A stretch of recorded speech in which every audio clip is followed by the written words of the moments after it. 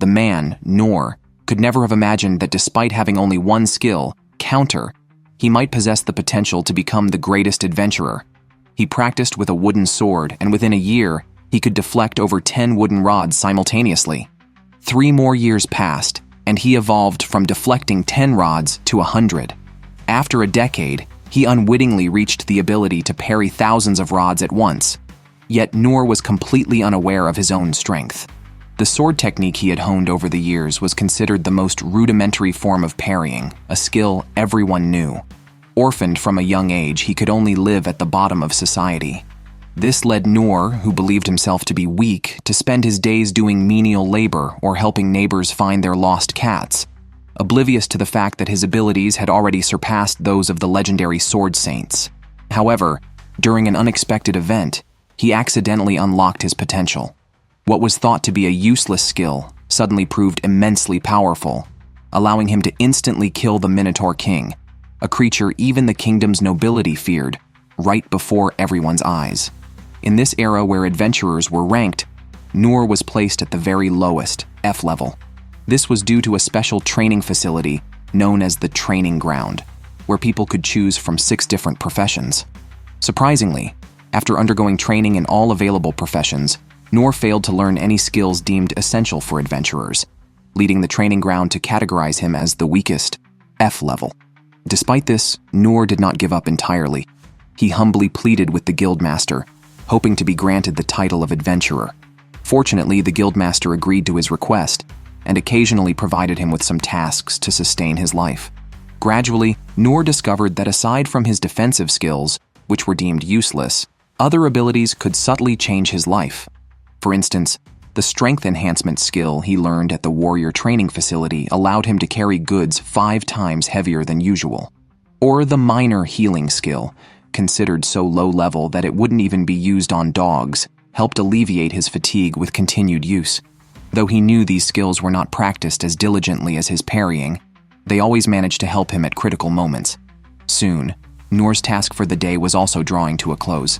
After his usual refusal of the supervisor's joking offer, he planned to head home to continue training his parrying skill. However, just as he was leaving, he caught a glimpse of a faint beam of light not far away. Someone was shouting for help, and at the same time, a gigantic bull appeared. Several royal guards were engaging it head-on, but they were no match for the Minotaur King and were swiftly cut down by its giant axe. Noor saw a girl in imminent danger and decisively used his stone-throwing skill. He hadn't thought to defeat the monster with this skill, merely hoping to divert its attention. Fortunately, the ploy worked, and the Minotaur King turned its focus to him.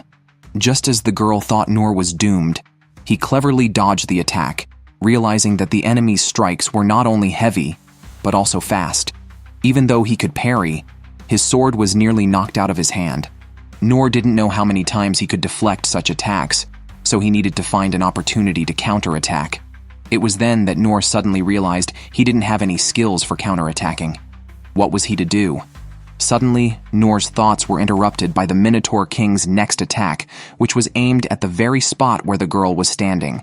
Using his strength enhancement at the last moment and a parry, the cost was his sword being shattered. Was he going to die here? As he looked at the broken sword in his hand and used his parry, the weapon he deflected decapitated the monster. Noor had reached his limit, and he doubted himself. Despite years of training, he was left in such a sorry state by a mere town's bull. How could he possibly adventure around the world? The girl witnessed this scene, and just as she was preparing to thank him, Noor had disappeared without a trace. Looking at his trembling hands, Noor knew he needed more training. Noor had never expected that he would accidentally save a princess who had been imprisoned.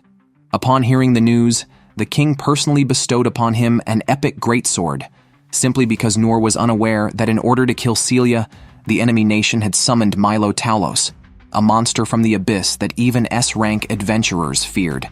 However, Noor ended up beheading the monster with a single strike. Overnight, rumors spread throughout the streets. A mysterious figure wielding a rusty iron sword had slain Milo Talos in just 2.5 seconds. After the battle, the prince dispatched an elite troop to investigate, but they ended up being mistaken by Noor for perverts and shaken off.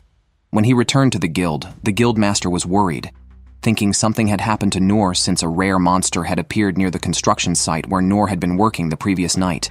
Noor explained that he was too tired from completing a mission yesterday and had gone home, stopping by to clean his grandmother's drain on the way, which is why he was so dirty.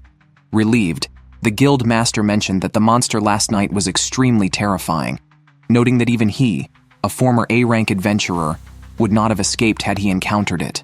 Fortunately, it was slain by a mysterious man. Noor inwardly sighed in relief that he had only encountered a cow. After settling his payment for yesterday's work, Noor was about to accept a new mission when a voice suddenly stopped him from behind. It was the girl he had saved the day before, which almost scared the guildmaster to death, clearly aware of the girl's identity. The girl sought out Noor to express her gratitude for saving her life, but since the place was crowded, she hoped to speak with him privately outside. Hearing this, the guildmaster immediately intervened, cautioning Noor to be careful not to offend her due to her special status and to avoid drawing attention. The girl activated sound shield and concealment skills, making the nearby soldiers completely unaware of their presence. She apologized for using a remote sensing skill to find Noor and for taking him away while talking to the guildmaster. To repay Noor for saving her life, her father wanted to meet him and was prepared to use the family fortune to give him the sincerest thanks. However, Noor felt that defeating a cow in the town was nothing special, and that a simple thank you was more than enough. The girl was taken aback, insisting on giving Noor some benefits, but he really didn't need anything. Noor had never expected the girl to start crying as she spoke, even stating that she would stay by his side until he was willing to accept her thanks. Seeing the girl's relentless determination, Noor was reminded of his own childhood determination to become an adventurer, constantly pleading with his teacher to let him train. Thus, Noor also agreed, while stating that he would not accept an overly extravagant thank you. In the blink of an eye, the young girl had brought Noor to a massive mansion. It was then that Noor understood why the guild master had instructed him to mind his manners. The other party must be a wealthy family or nobility. The girl's name was Lindbergh Clays. Along the way, they encountered a female knight named Inez, who, upon learning that Noor was Lindbergh's lifesaver and was going to meet her father, took it upon herself to lead the way. Noor, mistaking her for a maid due to her armor, wondered how she managed to clean while dressed so heavily. However, for some reason, Noor felt that Inez was quite wary of him. They hadn't walked far before encountering a blonde knight. Seeing Noor behind Lindbergh, he must have assumed he was the formidable adventurer from the rumors, but judging by his attire, he seemed weak. Inez interrupted him and suggested they all head to the hall together, whispering that the more guards, the better. The blonde knight quickly understood that the unremarkable man in front of him was not as simple as he appeared. Meanwhile, in the hall, the king and his son Rain were discussing the imminent outbreak of war, as the neighboring country had violated a non-aggression treaty. The previously summoned Milo Taulos was part of their scheme to force the king to hand over the ownership of a labyrinth. If refused, more threats would follow. The war between the two countries had become inevitable. As everyone arrived in the hall, the knights all knelt down. Being from a remote area and not of noble birth, Noor was clueless about the etiquette for such an occasion and apologized in advance for any possible rudeness. However, this pleased the king, who didn't mind the lack of formalities and found it more comfortable to converse this way. The king once again thanked Noor. Without his intervention, his daughter might have been reincarnated by now. Noor, not overly concerned, thought that accepting the thanks meant he could soon go home to bathe and rest. But the king insisted that Noor could not leave empty-handed, offering him land or wealth, whatever he wished. Noor, however, wanted nothing. This puzzled the king, who then recalled that the kingdom possessed the world's oldest labyrinth, filled with rare treasures stored in the treasure hall. He decided to offer Noor half of the treasures stored there, but Noor still refused. Left with no choice, the king noticed the great sword behind him. Thus, he made a choice for Noor. The sword, though not very attractive and once used by the king himself, had become merely a decorative piece. Worried that Noor might refuse again, the king suggested that since he had retired many years ago, it would be better for the sword to be in Noor's hands rather than continue to lie dormant here. However, as soon as Noor grasped it, he felt an immense weight, and with his enhanced strength, he swung the sword, unleashing a powerful wave of energy. The king was surprised that Noor could wield the two-handed sword with just one hand. The king then made another request to Noor, asking him, if he didn't mind, to train Lindbergh. With recent unrest everywhere, it would be beneficial for her to learn by Noor's side. Confused, Noor felt he had little to teach, being weak himself, and believed such matters should be decided by the individuals concerned, feeling that parental interference was generally unwise. This amused the king, who decided to leave the decision up to Lindbergh herself. At this point, Noor bid farewell to the king. On his way back, Noor felt the greatsword in his hand. Such a heavy sword was perfect for training. Even the width of this greatsword was about the same as the drainage ditch at his grandmother's house. If used to clean the ditch, the efficiency would definitely increase significantly. The king might never know that Noor's ideas were so outlandish. It was at that moment that the blonde-haired man blocked Noor's path. His name was Gilbert, and he wanted to witness Noor's strength. The girl casually swung her dagger, and the giant tree behind her split into two in an instant. This was the holy technique of the thief class, the dragon blade. Then, she pulled out the shadowless sword, showing Noor the swordsman class's holy technique. It turns out, the girl's purpose in demonstrating her power was to ask Noor to be her master.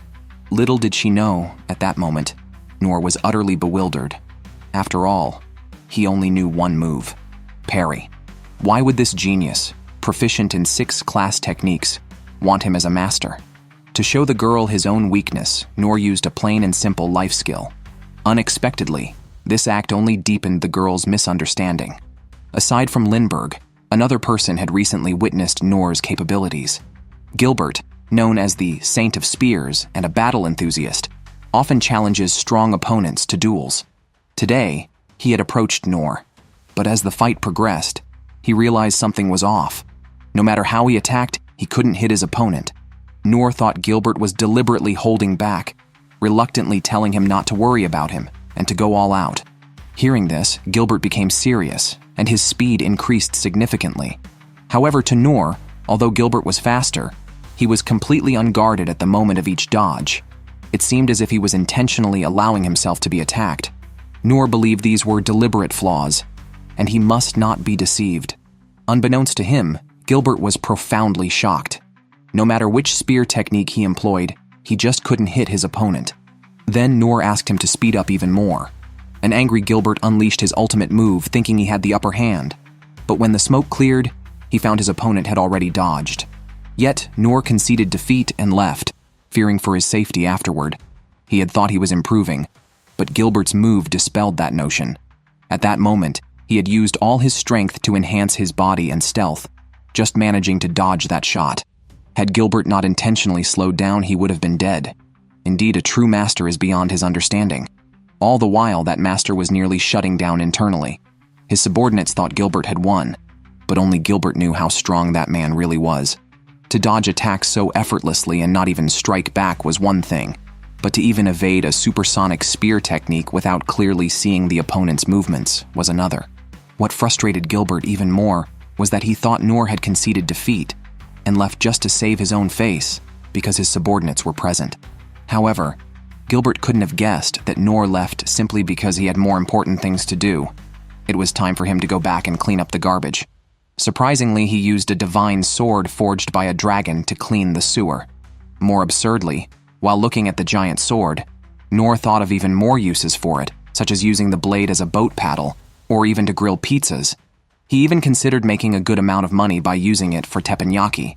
Though the ideas were pleasant, he was only capable of a basic fire magic technique, light fire, which wasn't quite enough for cooking teppanyaki. Lindbergh's arrival interrupted Noor's thoughts. After chatting for a while, Noor learned that she had specifically come to ask him to be her master. She volunteered to take care of his daily life and hoped to learn techniques and knowledge from him during that time. This puzzled Noor all the more, as it seemed unreasonable for anyone to want him as a teacher. Therefore, Noor outright rejected her. Lindbergh thought Noor was rejecting her because he saw her as weak, and she quickly asserted that she was the best student from the 6 major vocational academies. Even so, Noor rejected her again, nearly bringing Lindbergh to tears. In her view, Noor must have thought she was boasting. She then took out her wand and cast 2 high-level magic spells. Following that, she pulled out a dagger and demonstrated the thief class's holy technique, slicing a giant tree behind her in half instantly. She then showed the swordsman class's holy technique, cutting another large tree in half. Noor hurriedly stopped the excited Lindbergh. Having witnessed the skills Lindbergh had just displayed, Noor realized she was a super genius. Compared to himself, who only knew basic skills, her excellence made him feel somewhat embarrassed. To show Lindbergh how inept he was, Noor decided to demonstrate it to her in reality. On the way out, Lindbergh, deep in thought, looked at her own light-fire technique. The sage Orphan from the Magic Academy had once shown her his light-fire technique, which was larger than usual. Orphan explained that even a basic ignition skill after his 200 years of accumulation could become stronger, something not achievable overnight. However, the light-fire technique Noor demonstrated was several times larger than that of Orphan, the world's top magician, which shocked Lindbergh into silence. The misunderstanding deepened. Instead of discouraging Lindbergh, it only made her more determined to become his apprentice. The man could never have imagined that the goblin, considered the weakest creature in people's tales, was actually a muscular hunk with 8-pack abs. What surprised him even more was that this was not just any goblin. It was a disaster-level goblin emperor. As for Tuka, who was on his first adventure, he thought it was just a normal goblin because he had heard that goblins have green skin, stand on 2 feet like humans, and have beast-like sharp eyes. Moreover, his quest for the day involved goblins, so everything seemed to match up. Ever since Lindbergh had joined him, Tuka had been able to accept quests near the royal capital.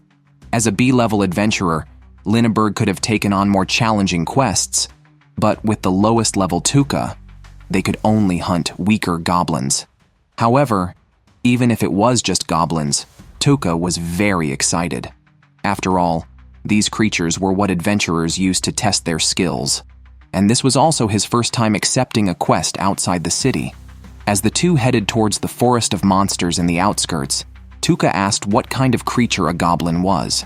Lindbergh was momentarily stunned by the question, but then realized Tuka was testing whether she knew about goblins. She then seriously answered about the places where goblins were found, and their habits. This made Tuka feel even more embarrassed because it was clear that Lindbergh knew much more than he did. What could he possibly teach Lindbergh? His embarrassment grew when, despite seeing nothing ahead, Lindbergh sensed the presence of a monster and immediately used a skill to reveal hidden beings. Indeed, a giant goblin appeared, marking the first time Tuka had seen one. Tuka found that the goblin was much larger than he had imagined. Although what he saw was completely different from the rumors, the physical characteristics matched perfectly, which surprised him. Such a robust body was actually considered a mere underling by the people. Watching Lindbergh stare blankly to the side, Tuka thought she lacked practical experience. However, unbeknownst to him, Lindbergh was not inexperienced. Rather, she was too experienced. She had recognized that this was a goblin king, a disaster-class mutant, an illegally created magical creature. Hearing Tuka psyching himself up, Lindbergh thought he had sensed the presence of the Goblin King, which is why he had shown naive joy when receiving the quest. It turned out all of this was a play he staged to secretly eliminate the crisis. With this realization, Lindbergh felt more confident. However, the Goblin King was not infamous for nothing. Besides being tough-skinned, its body was also very agile. Lindbergh released several skills in succession, all of which were dodged by its nimble movements. Although she managed to hit the Goblin King with an explosion spell, Lindbergh quickly discovered that it could rapidly heal itself using a magic stone on its head. If this continued, they would run out of stamina and magic before even injuring the Goblin King. However, after learning the source of the Goblin King's power came from the magic stone, Tuka thought of a strategy to counter it. He suggested that Lindbergh release an explosion spell from behind while he used the propulsion speed to charge at the Goblin King. Thus, Tuka was propelled forward by the powerful energy. Combined with his own physical enhancement, he leaped up and delivered a direct blow to the Goblin King's head. The monster's magic stone fell off, and losing its power, the Goblin King's body began to falter. Now, it was like a moving, large target. Lindbergh simply used fire magic to completely burn it to ashes. Back at the guild, the two accurately reported the battle situation. However, the guildmaster, unaware of the true circumstances, commented that even if the target was a goblin, it was still a bit challenging for beginners. What puzzled the guildmaster was that the magic stone of a goblin should be hidden in the heart or throat, but Tuka claimed it was on the forehead. The guildmaster then asked them to provide proof of killing the goblin, but the two fools had already burned the goblin to ashes. The girl accidentally discovered that by concentrating, she could unleash incredible power. However, this unknown gift ended up harming her companions at the orphanage. The girl's abilities also alarmed the kingdom's 3 saints, who calmed the panicked girl and called this power a blessing bestowed upon her by the heavens. Yet the blessing was extremely prone to losing control, and in the worst cases, it could easily destroy a nation. Later, the girl became the disciple of the Shield Saint, and under his guidance, her once wild talent became the strongest shield, capable of blocking all attacks and magic. But even after many years, the shadow of having hurt her companions could not be erased. The girl subconsciously kept her distance from others and was not easily swayed by their emotions. That was until she met that man. It was during a prolonged battle against a beast tide that the Shield Saint mentioned the name of this man. Not just this time, since she had been following the Shield Saint.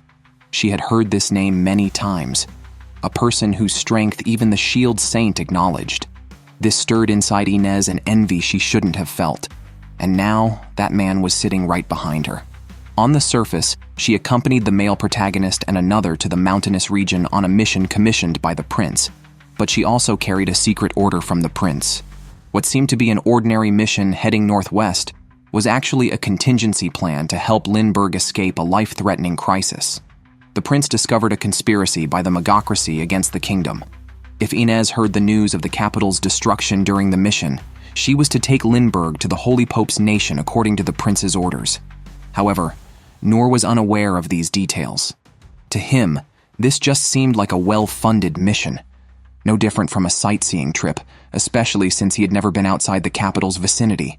Moreover, Inez, who bore the title of Shield of the Gods, and whose strength was comparable to that of the Gun Saint, who could defeat a giant dragon alone, was accompanying them.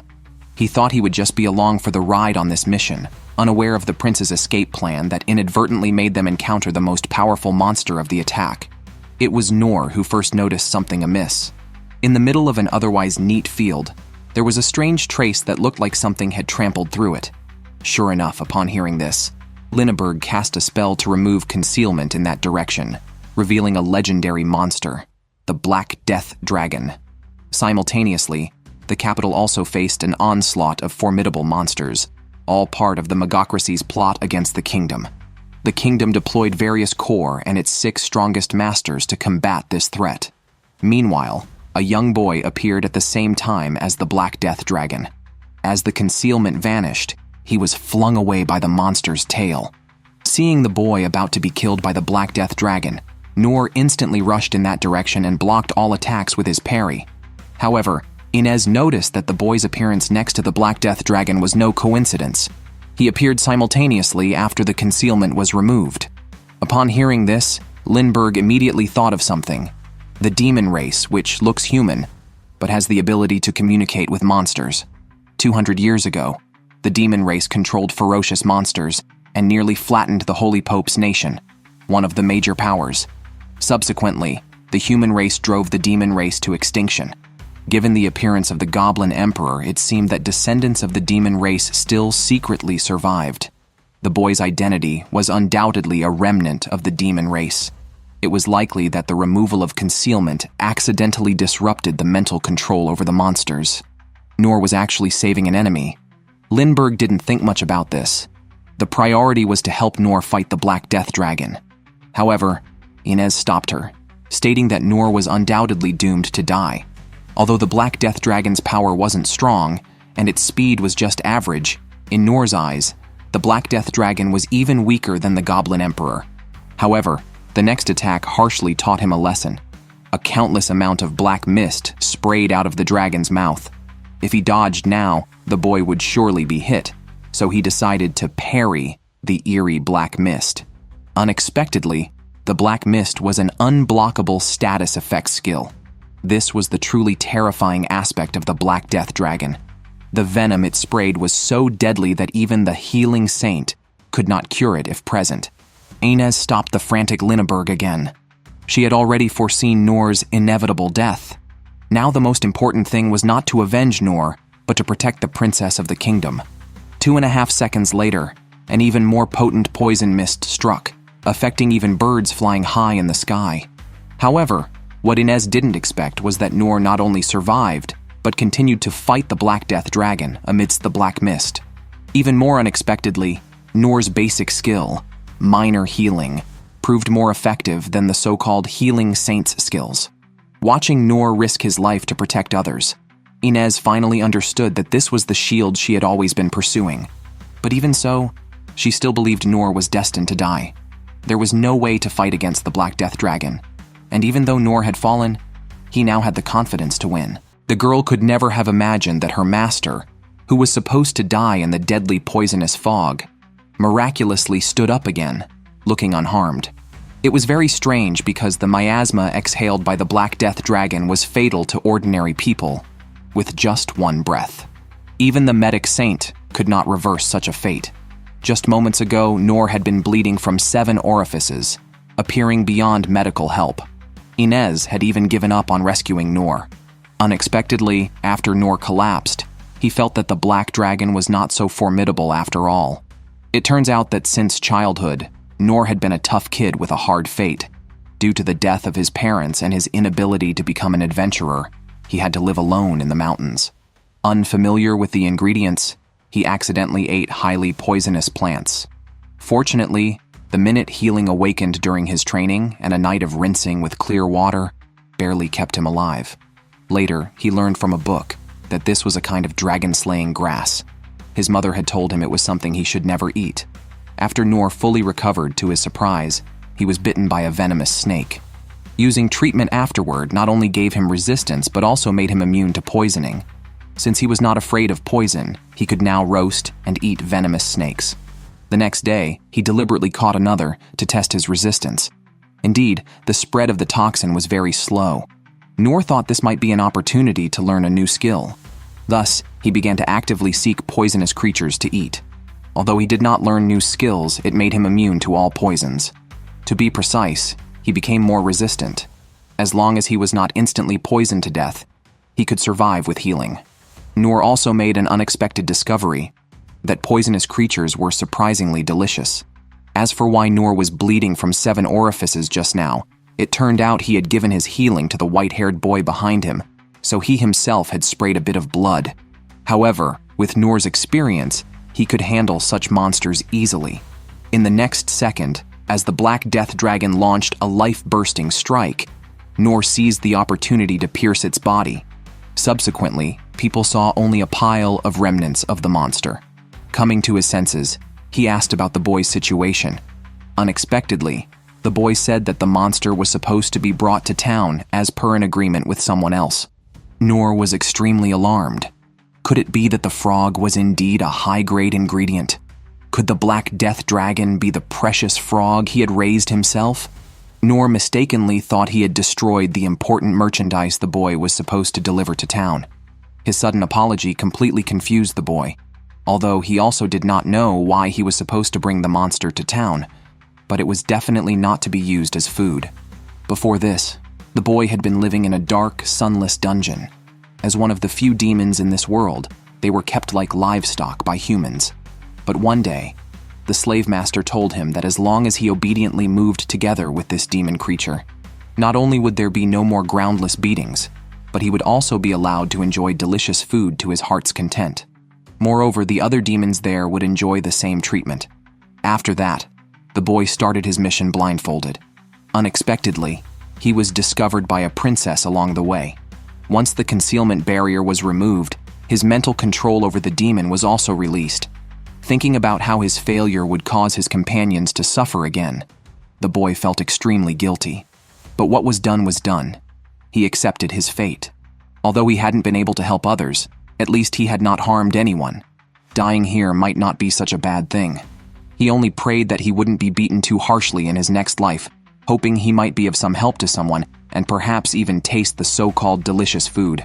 It It was at this moment that Noor intervened to save him, and immediately treated him after the demon exhaled poisonous gas. Unexpectedly, afterwards, Noor even offered to compensate him, which the boy could hardly accept.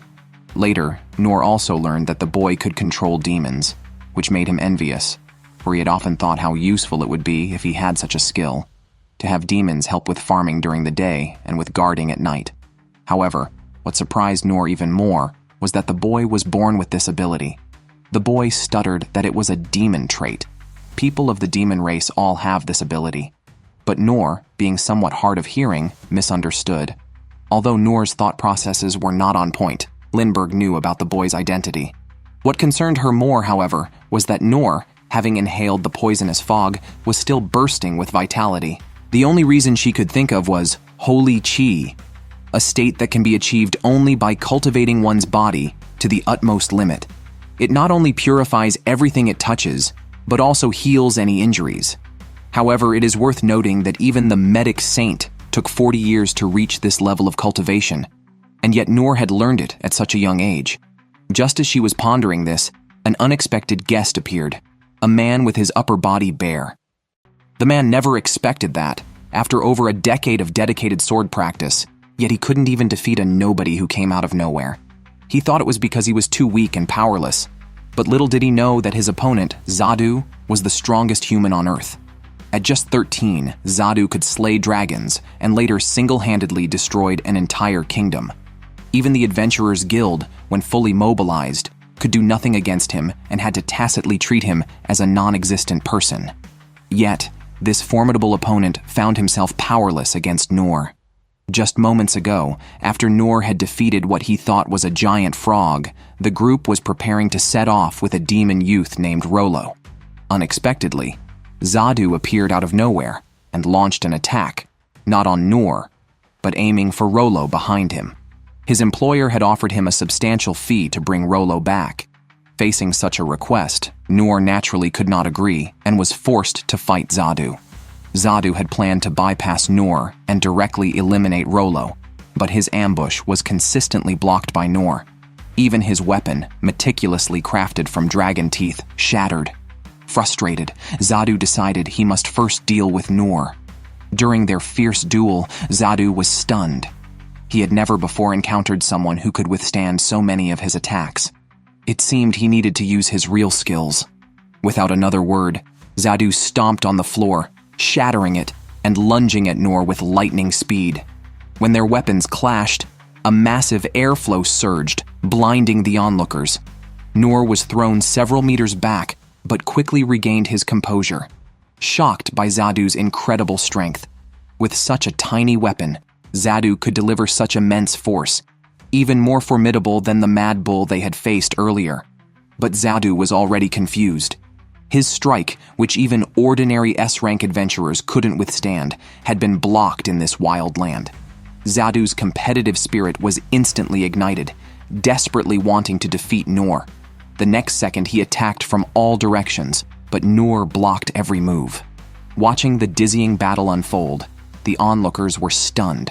Ines quickly activated a protective shield to prevent the nearby town of Lindbergh from being damaged by the aftermath.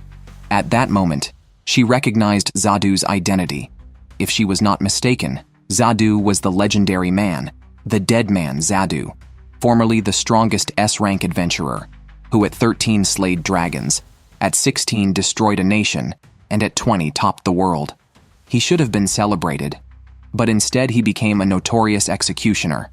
As long as there was profit to be made, he would not hesitate to strike anyone, young or old.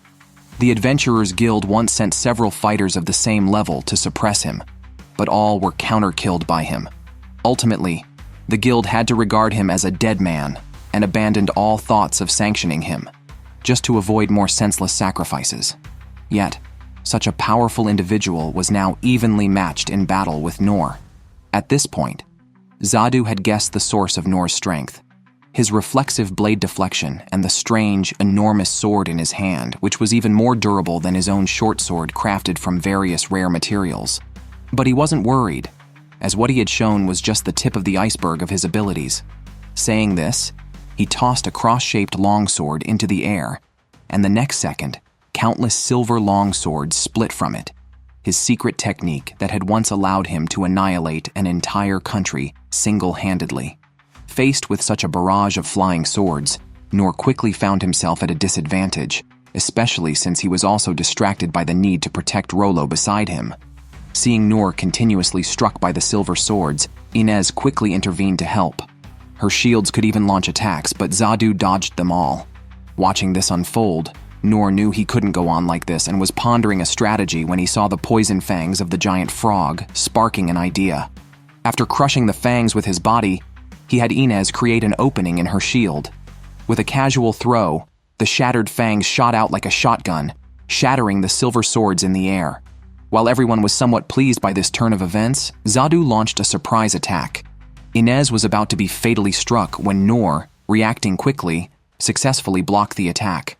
Zadu found this unbelievable and realized that earning money today was unlikely. Reluctantly, he decided to abandon the mission and turn to leave. Seeing this, Noor finally relaxed, but what he didn't know was that everything Zadu had done was a lie. At the moment Noor let his guard down, Zadu suddenly attacked again, but was still successfully blocked by Noor. This time, he left genuinely convinced. Watching Zadu leave, Noor breathed a sigh of relief. However, because Zadu had mentioned that there would be a grand feast in the capital that night, those worried about the kingdom's safety hurried back to the capital at full speed. Their concerns were not unfounded, as by this time, a dragon had already arrived over the capital. The man never imagined that by perfecting his defensive parrying skills to their utmost limit, he would become so powerful that he could slay dragons. Becoming a dragon slayer had always been his dream. However, it wasn't until he experienced it firsthand that he realized this title wasn't as impressive as he thought. Yet this scene left Lindbergh utterly astonished, for the calamitous demon dragon before them was not only the pinnacle of all dragons, but also an entity that could easily destroy the world. Nevertheless, Noor killed the dragon effortlessly. Just a short while ago, with the arrival of the calamitous demon dragon, the entire nation had plunged into panic. The only conceivable opponents who might stand a chance against it were perhaps all the members of the Six Saints together. Ironically, at this moment, monsters launched a full-scale attack, forcing the residents to create an opportunity to flee, leaving them no choice but to deal with these lesser creatures first. At this time, the only person within the nation who had the power and was ready to act was the king. He had once been a figure comparable to the Six Saints. Although he stood no chance of winning against the calamitous demon dragon and his entire kingdom was on the brink of ruin, he decided to fight to the death, hoping at the very least to destroy one of the dragon's eyes. However, as the dragon began to act, the king's hope was shattered because the dragon had no intention of engaging him directly, but instead unleashed a breath that could turn the entire continent to ashes. Seeing this, the king hesitated no longer and launched his most powerful attack, knowing it would leave him severely crippled, if not dead. But with the continent gone, he had no reason to care for his own life any longer. Just as he was about to act, the scene took an unexpected turn. The person who incredulously blocked the calamitous dragon's attack was none other than Noor, a completely unknown F-rank adventurer. At this moment, the most furious of all was the calamitous demon dragon itself. As the apex of the entire continent, it couldn't believe that an F-rank adventurer had made it look so foolish. It directed all its hatred towards Noor. However, as Noor parried another attack, a similar scene occurred again. The dragon was knocked to the ground. But what the dragon didn't know was that Noor was also very puzzled. He had thought the dragons of the world were formidable, but now they seemed much less so. His rapid arrival was largely thanks to Lindbergh's use of a blasting skill, which he used for propulsion, further augmented by a boosting magic spell. In an instant, Noor experienced the speed of a rocket. Had it been anyone else, they might have been killed on the spot, but fortunately, aside from parrying, Noor had years of training and was no ordinary man. After getting used to this speed, Noor saw that the calamitous demon dragon was just about to unleash a powerful attack. Thus, he took the opportunity to use his parry, leading to the current scene. Although it was strange that this dragon was weaker than he had anticipated, once he realized he could handle it, the battle was set to erupt again. Noor parried the dragon's direct attack once more, prompting the demon dragon to decide against a straightforward confrontation. and instead, it planned to use the breath attack that it had failed to execute earlier. High in the sky, Noor could no longer interrupt its casting. The dragon was confident that with just one hit, it could destroy everything below. However, Noor still managed to block the attack with a single strike. This time, it wasn't by exploiting a trick. Noor legitimately blocked the dragon's powerful move, leaving everyone utterly astonished and driving the demon dragon into a frenzy as it roared incessantly nearby. But the king understood what the dragon was thinking. Dragons have always been a proud species, and the calamitous demon dragon was no exception. However, this creature, which had always been so confident in its own strength, was now devastated by someone it had considered a weaker opponent. One can only imagine how it felt. The true weakling was not Noor. This scene was precisely what Linneberg walked in on. However, upon arrival, he found that the demon dragon had already been subdued by Noor. And when he noticed that the dragon's eyes were no longer red, he realized that Noor had actually tamed the demon dragon. The king never expected that the most unassuming man in the crowd could so easily decapitate an enemy general amid thousands of troops and single-handedly destroy an entire army. Upon witnessing this, the king was literally scared out of his wits. Yet this impressive Noor didn't realize his own strength. Just recently, it was he who had subdued the demon dragon, but he believed it was due to Rollo's control that the dragon's gaze had cleared. Although Rollo kept insisting he hadn't done it, Noor thought he was just being modest. Noor assumed Rollo was denying it because he didn't want others to know, so Noor didn't pursue it further. As long as the demon dragon became docile, it was a good outcome.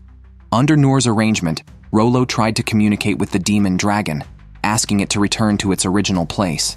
The dragon told Rollo it would obey its master's commands, which left Linneberg and him in disbelief. The proud demon dragon actually considered a human as its master, clearly referring to Noor. But Noor thought that Rollo had tamed the dragon. Shortly after the dragon took off, it was unexpectedly shot down by a beam of laser.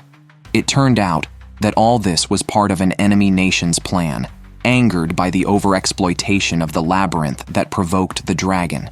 As their country faced destruction, they led a magic troop to subdue the dragon, posing as saviors. They were confident because they had built 4 high-power magical radiation cannons. As they prepared to advance, they discovered Noor and his group who had come to check on the situation. However, in their opinion, only Inez was worth mentioning, as she was a legendary figure of renowned fame. It might even be her doing that the capital hadn't been destroyed. But even a shield as strong as a deity would vaporize instantly under such intense heat. However, unsurprisingly, Noor easily blocked the attack. The clueless king thought the cannon had malfunctioned, so he switched to ordering a collective attack by the soldiers. Although Inez could hold them off temporarily, she couldn't withstand a prolonged onslaught. Seeing this, Noor told them to find an opportunity to escape first. He would draw their attention. Noor planned to wait for them to leave before he made his own escape, as he was quite skilled at running away. After all, he had suffered enough as a child trying to get honey from a tree.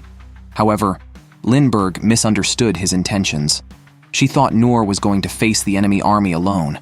Therefore, despite her limited abilities, she resolved to lend her strength in the end. So, she went behind Noor, intending to send him off to the front lines. But before Noor could clarify, the enemy's cannon had already charged up. The next second, Linneberg's magic shockwave blasted Noor into the sky, forcing him to start parrying. Now, he had no choice but to fight tooth and nail. He continually pushed forward, all to buy more time for Linneberg and the others to escape. This scene completely dumbfounded the king. He couldn't even understand what was happening. He just saw a bunch of weapons inexplicably flying into the sky and then bizarrely crashing down on his own soldiers. Before he could recover from his shock, Noor suddenly charged at him, leaving the king in disbelief. He had just seen Noor on the other side of the mountain. How could he have appeared here so quickly? As Noor closed in step by step, the king realized that he was the target. But just as he thought this, Noor swiftly dashed past him. In the blink of an eye, several cannons had fallen right in front of the king. It was only then that he noticed the weapon in Noor's hand, one of the labyrinth relics he had desperately wanted. Logically, such a heavy weapon shouldn't be movable by an ordinary person. Even the monsters, as the king referred to them, had to use both hands to swing it. Yet, in Noor's hands, it seemed as light as a toy. The king looked at his fallen soldiers and then at the terrifying man in front of him, revealing a sinister smile. In an instant, he was terrified, scrambling onto his horse to flee, his heart filled with fear of Noor.